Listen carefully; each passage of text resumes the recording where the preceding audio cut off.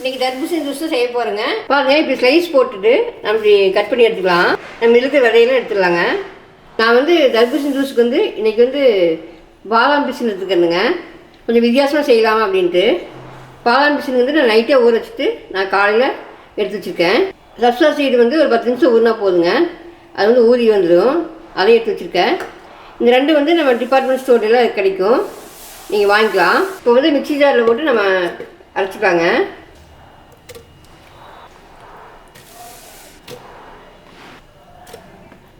நம்ம சர்க்கரை போட்டுக்கலாங்க, 2 ஸ்பூனு. இனி வந்து இதை அரைச்சிட்டு வந்துடலாம். அரைச்சி எடுத்துகிட்டு வந்துட்டேன். இப்போ வந்து வடிகட்டியில் வடித்து எடுத்துடலாங்க.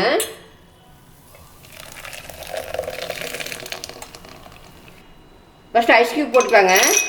அடுத்து பாதாம் பிசின் ஒரு ஸ்பூன் போட்டுக்கலாம். நம்ம கட் பண்ணி வச்ச தர்பூசணி போட்டுக்கலாம். கொஞ்சம் நம்ம ஜூஸ் ஊற்றிக்கலாங்க. சப்ஸா சீட் ஒரு ஸ்பூன் போட்டுக்கலாம். சூப்பரான டேஸ்ட்டான நல்லா வெயிலுக்கு குளுன்னு ஒரு தர்பூசணி ஜூஸ் ரெடி ஆயிடுச்சுங்க.